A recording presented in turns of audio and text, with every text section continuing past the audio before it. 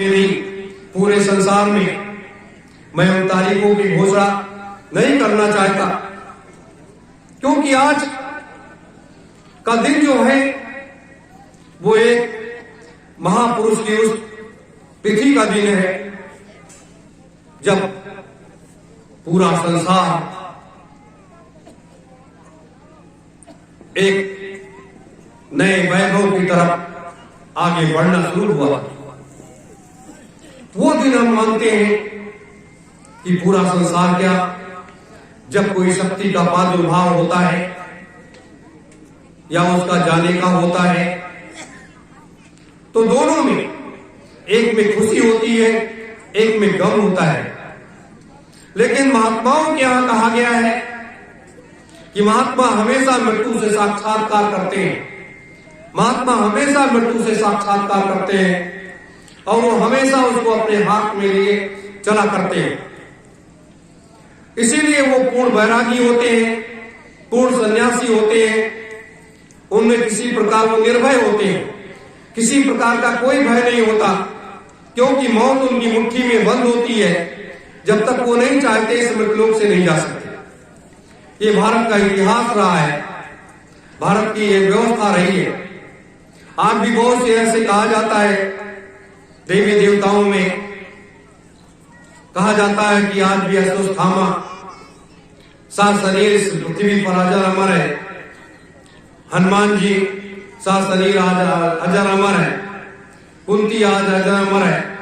इस तरीके से सात ऐसी शक्तियां इस मृतलोक में आज भी मौजूद है। और उसके बाद सिद्ध आश्रम में, ज्ञानगंज में, हिमालय की गुफाओं में, जंगलों में, पहाड़ों पे तमाम ऐसे साधु संत बैठे हुए हैं जिनके बारे में कोई आकलन ही नहीं कर सकता कि कितने वर्ष बीत गए, कितना समय बीत गया। उनको यहां पर बैठे बैठे, जैसे यही नैमिषारण्य की तपोभूमि जो है, आज भी यहां कहा जाता है कि हजारों महात्मा इस भूमि के अंदर आज भी बैठे साधनारत हैं। ये कई बार पूज्य संत सम्राट जी महाराज ने भी कहा। तो क्या भूमि के अंदर इस तरीके से महात्मा बैठ करके साधना क्यों करते हैं? क्योंकि वो इस दुनिया से परे हो जाते हैं और उनको परमात्मा का या जिसका भी आदेश मिलता है वो उस आदेश का पालन करने के लिए वो अपनी सारी शक्तियों को लेकर के उसके अंदर बैठ जाते हैं और जब कभी आवश्यकता होगी तो उसके बाहर वो निकल आएंगे। तो ऐसी ऐसी शक्तियां इस पृथ्वी के अंदर विद्यमान है। आज कोई ऐसा महात्मा निकल करके आए तो आप क्या करें? एक चमत्कार के रूप में उसको देखोगे, ये तो बहुत बड़ा चमत्कार हो गया।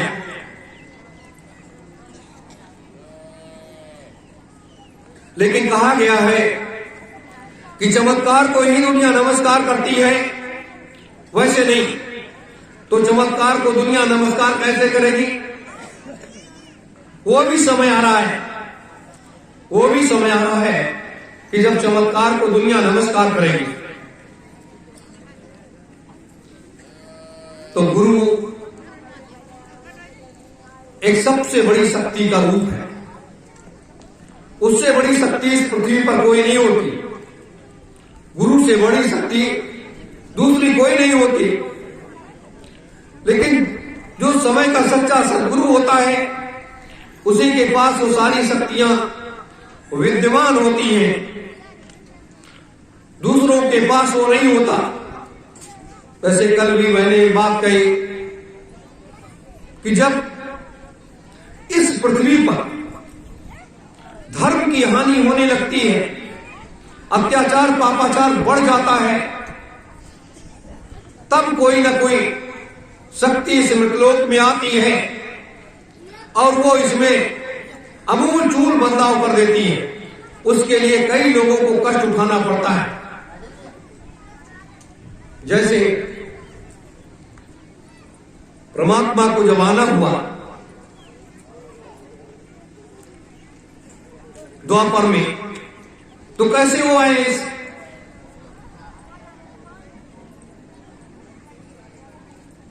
कैसे है? जेलों में उनका जन्म हुआ, कितना उनके माता पिता ने कष्ट उठाया, कितनी यातनाएं सही, क्या क्या किया, और उसके बाद तब जाकर के उन असुरों का सफाया हो पाया। तो आज जो हम आप देख रहे हैं, हर व्यक्ति कह रहा कि ये तो बहुत बड़े हैं, ये तो बहुत बड़े हैं। समय बड़ा होता है, समय ही बलवान होता है, और समय जब खराब आता है तो समय ऐसी पटकनी देता है कि वो व्यक्ति को हमेशा वो पटक करके रहता है। तो ये जो समय है, जिस समय में हम आप सब लोग चल रहे हैं, ये एक युग परिवर्तन का एक दौर है, ये एक समय है जिसमें आपकी विचारधारा को लोग समझ नहीं पा रहे हैं। बहुत से लोग ये कहते हैं कि ये लोग पता नहीं क्या करना चाहते हैं, क्या करेंगे, ये तो मालूम ही नहीं होता है कि लोग करेंगे क्या और क्या करने के लिए आए हैं। लोगों की समझ से ये बातें परे, इसलिए परे हैं कि आप एक तरफ भारतीय राजनीति के परिदृश्य पर उभरने का प्रयास कर रहे हो, एक तरफ राजनीतिक परिवर्तन लाने की व्यवस्था कर रहे हो, एक तरफ आध्यात्मिक परिवर्तन लाने की व्यवस्था पर काम कर रहे हो, और दोनों पर बराबर काम कर रहे हो। तो इसको जब लोग देखते हैं, लोग आकलन करते हैं, तो लोग शंका में पड़ करके कहते हैं कि हाँ, ये लोग क्या करना चाहते हैं। तो ये तो द्वापर से भी ज्यादा बड़ा खेल है ना। द्वापर से 10,000 गुना शक्ति कोई लेकर के आएगा, 10,000 गुना शक्ति लेकर के जब आएगा, तब इस कलिकाल में वो बदलाव कर पाएगा। वैसे नहीं कर पाएगा, वैसे नहीं कर पाएगा। क्योंकि आज जब किसी भी मठ, मंदिर, मस्जिद, गुरुद्वारे में जाओगे, किसी भी संत महात्मा के पास जाओगे आप, तो जब आप उनसे इस तरीके से बात करोगे तो वो कह देंगे भैया मेरे पास समय तो नहीं है, मैं तो इस काम में भाग नहीं ले सकता, मुझे इस आश्रम से ही फुर्सत नहीं है। तो परिवर्तन के कार्य में आपका साथ कहां देंगे? उनसे क्या लेना देना? लोग वशिष्ठ और विश्वामित्र तो बन नहीं सकते। तो आज जरूरत है वशिष्ठ और विश्वामित्र की।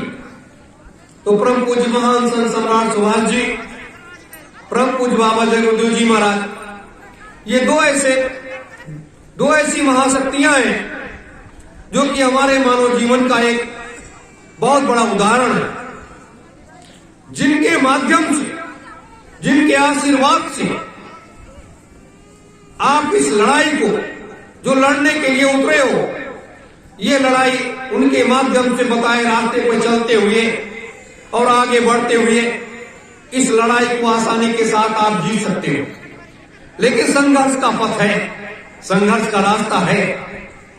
जब राम की धर्म पत्नी सीता को रावण ले जा सकता है, तो आपके वीर क्षेत्र में ये आज के जो रावण है, रावण तो प्रकांड पंडित था, उससे बड़ा पंडित ज्ञानी पुरुष उस समय पृथ्वी पर कोई नहीं था। लेकिन आज तो ये ज्ञानी तो नहीं है, इनके पास न ज्ञान है, न भक्ति है, न शक्ति है, न ये ब्रह्मा विष्णु महेश को जानते हैं, न ये राम कृष्ण को जानते हैं। ये सिर्फ वोट के लिए लोगों को जानते हैं। ये वोट को राम को जानते हैं, वोट के लिए कृष्ण को जानते हैं, वोट के लिए सभी को जानते हैं, उसके अलावा ये कुछ नहीं जानते। तो अब आपका भी ये स्वीकार करने का प्रयास करेंगे,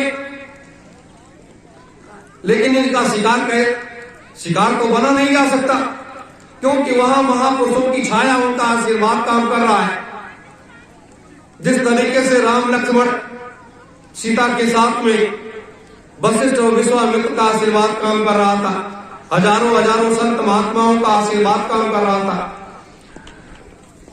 तो उसी तरीके से आज सिद्धाश्रम में बैठे हुए उन 3000 महात्माओं का आशीर्वाद काम कर रहा है। तो स्वीकार तो कर नहीं पाएंगे। तो इसको देखते हुए आपको अपने अंतर चेतना के भाव को जगाना पड़ेगा, अपने अंतर चेतना के भाव को जगाना पड़ेगा। और जब आपके अंतर चेतना का भाव जाग जाएगा तब आप उठ करके खड़े हो जाओगे और आपको एक मार्ग मिल जाएगा, आपको एक रास्ता मिल जाएगा। मेरे धर्म प्रेमी गुरु भाई बहनों, और जब तक ऐसा नहीं करोगे तब तक आप आगे नहीं बढ़ सकते। अब आगे बढ़ने के लिए नए नए रास्ते तैयार करने पड़ेंगे, नए नए मार्ग तैयार करने पड़ेंगे। अभी तो आप सबको हर जगह पहुंचना है। कहीं सबरी के रूप में कोई बैठा इंतजार कर रहा है, कहीं कोई बैठा इंतजार कर रहा है, कहीं कोई बैठा इंतजार कर रहा है। ऐसी बात नहीं। जब आप अलग जगाने निकलोगे, आध्यात्मिक क्रांति, वैचारिक क्रांति का संदेश लेकर के निकलोगे, तो बहुत सी ऐसी जीवात्माएं जिनके अंदर राष्ट्रवाद की भावना है, जिनके अंदर आध्यात्मिक भावना है, वो लोग जाग जाएंगे, वो लोग खड़े हो जाएंगे, वो लोग आपके साथ कदम से कदम मिला देंगे। वैसे नहीं। मेरे धर्म प्रेमी गुरु भाई बहनों, यही एक जीवन का वो सार है, जीवन का वो सार है, ब्रह्म सत्ता। जैसे कहा गया है कि हमारी घाटी पर परमात्मा बैठ करके हमारे जूठन को बदलता है। 24 घंटे इस पर सोहम का जाप होता है, और जिस दिन ये जाप बंद हो जाता है उस दिन व्यक्ति की जीवात्मा उसके शरीर से निकल जाती है, अपने घर चली जाती है। लेकिन जहां परमात्मा बैठ करके आपका जूठन बदलता है, वहां आप इसके अंदर क्या डालते हो? कोई तंबाकू खाता है, कोई गुटखा खाता है, कोई बीड़ी पीता है, कोई सिगरेट पीता है, कोई गांजा पीता है, कोई मांस खाता है, कोई शराब पीता है, कोई कुछ खाता पीता। तो ये गंदी चीजें जब इसके अंदर आप ले जाओगे, इसके अंदर जब आप लेकर के जाओगे, तो आपका भजन कैसे बनेगा? आप गुटखा खाते हो, तंबाकू खाते हो, सिगरेट पीते हो, गांजा पीते हो, और उसके बाद आप कहोगे कि हमारा भजन नहीं बनता, तो आपका भजन कैसे बनेगा? नहीं बनेगा ना। क्योंकि आपने इसके अंदर अच्छी चीज जो परमात्मा ने बनाई मनुष्य को खाने के लिए, उसको आप इसके अंदर ले नहीं जा रहे हो, दूसरी चीज लेकर के जा रहे हो। तो ये चीजें, इसलिए ये बुराइयां जो अपने लोगों के बीच में हैं, जो भी गुटखा खाते हो, तंबाकू खाते हो, सिगरेट बीड़ी पीते हो, गांजा पीते हो, इन चीजों को तो छोड़ दो, संकल्प करके छोड़ दो। ये सबसे गंदी चीज है, सबसे बुरी चीज है। ये आपको कुछ नहीं दे सकती, ये आपका नुकसान ही करेगी। इसे तो आपको छोड़ देना चाहिए। जब आपने मांस और शराब छोड़ दिया तो इसे छोड़ने में कोई बुराई नहीं, इसे भी छोड़ दो। एक संकल्प करके इसे छोड़ दो, एक अच्छा इंसान बन जाओ, एक नेक इंसान बन जाओ। मेरे प्रेमीजनों, बहुत से लोग यहां पर आए हुए हैं, बहुत से लोग कहते हैं कि ट्रेन बाधाएं हमें परेशान करती हैं, कोई कुछ कहता है, कोई कुछ कहता है। सबको देखने के बाद ये लगता है कि सब किसी न किसी चीज से लोग पीड़ित हैं। तो इनको दूर करने के लिए एक व्यवस्था बना दी गई। वहां पर हनुमान जी महाराज का जो नवदात्री माता का जो स्थान है, वहां पर आप लोग जाया करिए। आगामी कार्यक्रम से लोग व्यवस्था कर देंगे, वहां पर धूप दीप करिए, प्रार्थना करिए, और आदि गंगा माता गोमती में रोज कपूर और 2 लौंग उसमें जला करके रोज सुबह शाम सुबह प्रवाहित कर दिया करिए। तो इस तरीके से करने से क्या है कि आपके सारे कष्ट जो है दूर हो जाए करेंगे। उसकी व्यवस्था कर दी गई है। वहां ऐसी व्यवस्था बना दी गई है कि जिससे वो सारे आपके कष्ट दूर होते चले जाएंगे, सारी तकलीफें दूर होते चले जाएंगी, सारे किसी प्रकार की कोई विघ्न बाधा नहीं पड़ेगी। तो ये विषय है। आगामी जो स्थितियां हैं, जो समय है, उसको देखते हुए अपने लोगों ने जो ये धर्म का पताका है, ये धर्म का पताका इसलिए नहीं फहराया गया कि ये मात्र देखने के लिए ये धर्म का पताका हमने फहराया है। ये धर्म का पताका जो है ये युग परिवर्तन के लिए फहराया गया, व्यवस्था बदलने के लिए फहराया गया। तो ये एक संकेत है। महाभारत का जब युद्ध होना हुआ था तो इस तरीके से ध्वज लोगों ने लगाया था, लेकिन ये उस युद्ध का वो नहीं है। ये आध्यात्मिक शांति के रास्ते से धार्मिक परिवर्तन का ये मार्ग तय करेगा। ये वो युद्ध है। ये धर्म नीति और अध्यात्म नीति का एक जीता जागता उदाहरण है वर्तमान का। मेरे धर्म प्रेमी गुरु भाई बहनों, ये अपने लोगों को एक अच्छी तरीके से समझना चाहिए। सनातन सतयुग धर्म, जैसे आपने इतने बड़े महायज्ञ की परिकल्पना कर लिया और उस आदेश को मानते हुए आपने एक व्यवस्था को आम जनमानस के बीच में लेकर के गए, उसी तरीके से सनातन सतयुग धर्म का एक वो मार्ग आगे तय होने जा रहा है जो पूरी दुनिया के लिए एक दिशा निर्धारित कर देगा, पूरी दुनिया के लिए एक दिशा निर्धारित कर देगा, एक रास्ता तय करेगा, एक मंजिल दिखाएगा। ये इतना बड़ा संकल्प, इतना बड़ा कार्य, इतना बड़ा बोझा जो अपने सब लोगों ने उठाया है, ये छोटा मोटा बोझा नहीं, ये बहुत बड़ा बोझा है।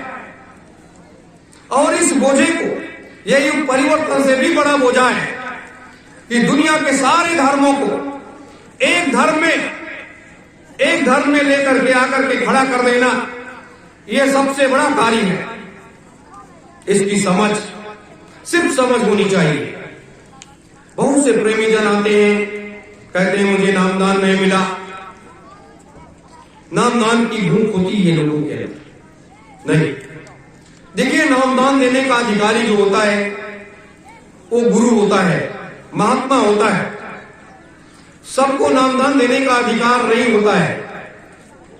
नामदान वो चीज है जो जीवात्मा के कल्याण के लिए महात्मा रात दिन साधना करते हैं, उसको अपने अंतर में जागृत करते हैं और अपने अंतर में जागृत करके इसमें मथानी चलाते हैं। मथानी चलाने के बाद फिर उस नाम को एक एक करके उसको मथते हैं और मथने के बाद उसमें जब मक्खन बनता है, एक नाम का मक्खन बना, 2 नाम का बना, 3 नाम का बना, 4 नाम का बना, 5 नाम का बना। तो इस तरीके से जब मथानी पर पूरा मक्खन निकल आता है, तब महात्माओं को जब आदेश मिलता है, उसके गुरु का आदेश मिलता है कि अब आप इस मंत्र को लेकर के जाओ और इसको आप जनमानस के बीच में अब इसको देना शुरू कर दो। तो गुरु कब आदेश देता है? जब शिष्य उस योग्य हो जाता है, वो तैयार हो जाता है, अपने को शिष्य तैयार कर लेता है, तब गुरु आदेश देता है कि अब आप उस योग्य बन गए हो और मेरे जाने का समय आ गया है। अब आप ये सारा कार्य आप संभालोगे, ये सारा कार्य करोगे, ये नामदान अब आप लोगों को दोगे। तो सुमिरन ध्यान भजन की विधि बताओगे, परमात्मा से लोगों को मिलाओगे। अब जितनी जीवात्माएं आएंगी तुम्हारे पास, उन जीवात्माओं के आप गुरु होगे और उनका आप कल्याण करोगे। ये चीज होता है, ये चीज होती है। तो इस तरीके से लोग गुरु बनते हैं। तो नामदान तो अपने लोग नहीं दे सकते, सिर्फ आपको हम रास्ता दिखा सकते हैं, आपको उस मार्ग पर चलने के प्रेरणा दे सकते हैं और आपको आपकी आत्मा और परमात्मा में मिलने का उस मार्ग को भी बता सकते हैं। लेकिन एक सबसे बड़ा जो ये है मंत्र सत्योम जय गुरुदेवाय नमः, ये एक महामंत्र है। इस महामंत्र को आप लोग लेकर के और इसको जो लोग जिनको नामदान नहीं मिला है वो लोग लेकर के और उसको अपना जपते रहे। मेरे प्रेमी जनों, इस तरह से जब आप करोगे तब ये आपका मार्ग एक सुगम मार्ग हो जाएगा और किसी प्रकार की कोई समस्या आपके सामने नहीं आएगी। किसी प्रकार की कोई समस्या आपके सामने नहीं आएगी। जैसे आप आज रात में ही आप लोग उठ गए और इस आशा में कि कब हमें प्रसाद चढ़ाने का मौका मिलेगा, और इस भयंकर ठंडक में आप लोग, कुछ लोग बिना बिस्तर के भी थे, कुछ लोग वैसे थे, तो ये देख करके एक बड़ा अजीब दृश्य लगता था। लेकिन मालिक की दया कि आप सब लोग स्वस्थ हैं, किसी प्रकार की कोई परेशानी नहीं है, तो ये बड़ा आप लोगों का त्याग है, आप लोगों का एक बड़ा समर्पण का भाव है कि आप लोग इतनी भयानक ठंडक में आकर के और इस कार्यक्रम में बढ़ चढ़ करके भाग लेते हैं और इतनी दुख तकलीफें उठाते हैं। मेरे प्रेमी जनों, तो ये इन चीजों को भी, तो यही एक मालिक की दया बरसती है, मालिक का आशीर्वाद बरसता है। गुरु की दया और मौज मेहर जब होती है तो उसमें किसी प्रकार की कोई तकलीफ नहीं होती है, किसी प्रकार की कोई तकलीफ नहीं होती है। इसको हमें देखना चाहिए, हमें समझना चाहिए। तो ये चीजें जो है एक बड़ी चीज है मेरे गुरु भाई बहनों, तो इसको आप लोग बनाए रखो। और ये जो आप, ये सबसे बड़ा मंदिर है, इस मंदिर में एक देवता बैठा हुआ है और ये आपका दरवाजा बंद है। ये दरवाजा जो है ये बंद है। इस दरवाजे को खोलने के लिए अगर देवियां हमारी चाहें तो बहुत जल्दी वो अपने इस दरवाजे को खोल सकती है, लेकिन पुरुष अगर चाहे तो उसको समय लगता है। पुरुष अगर रोज 8 घंटे साधना करता है सच्चे मन से, तो वो उसके लिए तब जाकर के कहीं वो इस दरवाजे को खोल सकता है। लेकिन देवियों में क्या है कि उनके वक्ष स्थल के अंदर से जो इसके दरवाजे हैं, जो उसकी डोर है, वो दोनों वक्ष स्थल से जुड़े हुए हैं। और जैसे जैसे देवियां हमारी साधना करती हैं, 1 घंटे सुबह 1 घंटे शाम अगर वो करने लगे तो 1 महीने के अंदर या 2 महीने के अंदर जैसी उनकी लगन निष्ठा होगी उस हिसाब से ये दरवाजा खुल जाएगा और आप उस देवता का दर्शन कर सकते हो, बड़ी आसानी के साथ दर्शन कर सकते हो, कोई समस्या नहीं। लेकिन यह है कि साधना का एक नियम होता है, एक विधान होता है। स्वामी जी महाराज ने ये तो सबके दुख तकलीफों को देखते हुए ये कहा कि बच्चों आप लोग अपने बिस्तर पर जाओ, 10-20 मिनट आज 1 घंटे 1 घंटे बैठ करके सुमिरन कर लो, ध्यान कर लो, भजन कर लो। क्यों कहा? आप कहा लैट्रिन में जाओ, वहां भी आप भजन कर सकते हो, कोई समस्या नहीं है, सुमिरन कर सकते हो। तो ये इतनी बड़ी छूट किसी ने नहीं दी, किसी उसमें लोगों ने नहीं छोड़ा, लेकिन नहीं यहाँ छोड़ा।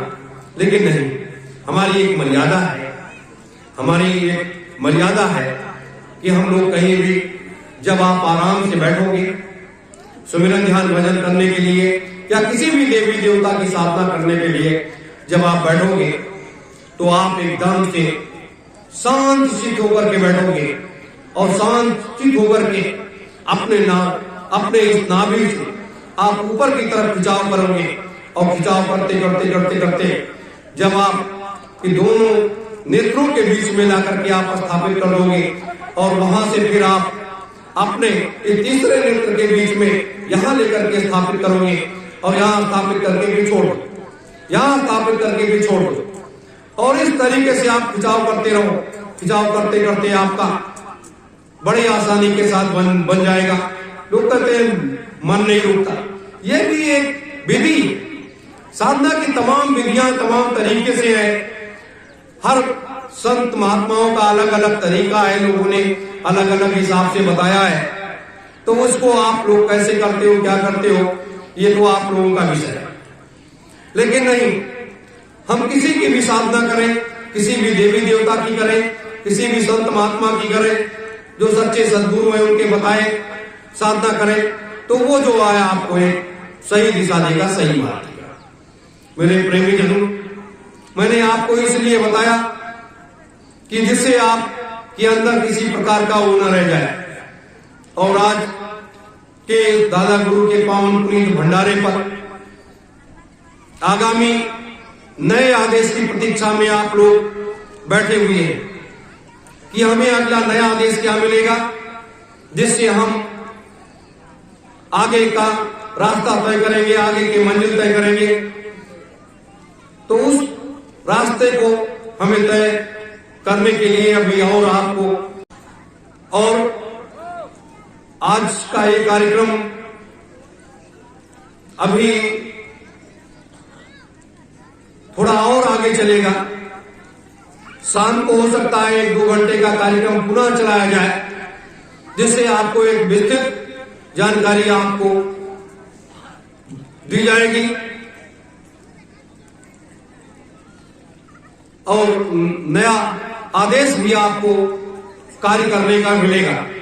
मेरे धर्म प्रेमी गुरु भाई बहनों, यह समय का चक्र तेजी के साथ घूम रहा है, तो हमें आध्यात्मिक क्रांति और वैचारिक क्रांति अभियान को आगे लेकर के आगे बढ़ना है और दूसरा रास्ता आगे तय करते हुए उत्तर प्रदेश विधानसभा चुनाव की तरफ तेजी के साथ बढ़ना है।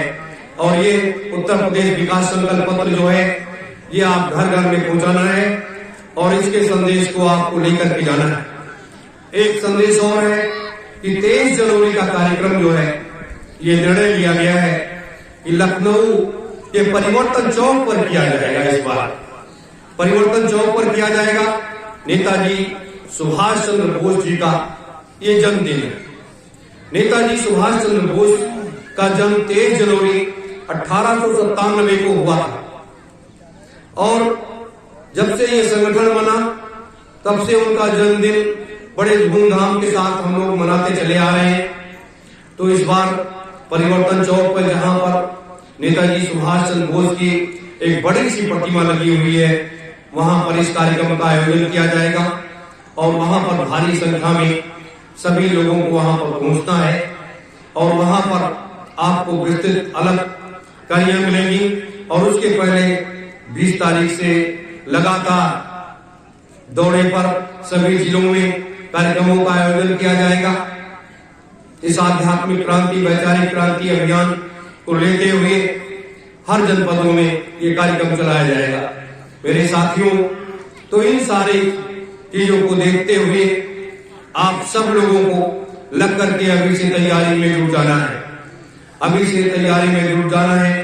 और यहाँ पर एक बृहद कार्यक्रम 5 दिन का 19 मार्च से 23 मार्च का, ये 5 दिन का एक बड़ा ऐतिहासिक कार्यक्रम किया जाएगा। अगर कोई वैसी दैवीय आपदाएं, नई बीमारियां ना आई, तक नई बीमारियां ना आई या किसी प्रकार से सरकार ने कोई हस्तक्षेप न किया, तो एक 5 दिनों का एक बहुत बड़ा कार्यक्रम का आयोजन यहाँ पर किया जाएगा। उसके लिए अभी से आप सभी लोगों को कमर कसना पड़ेगा। ये मैंने इसलिए समय पूर्व भी बता दिया है कि जिससे आप लोग सचेत, सतर्क और सावधान होते हुए इसकी तैयारी में अभी से जुट जाए। बस इन्हीं शब्दों के साथ आप सभी धर्म प्रेमी गुरु भाई बहनों को सादर सत्य जय।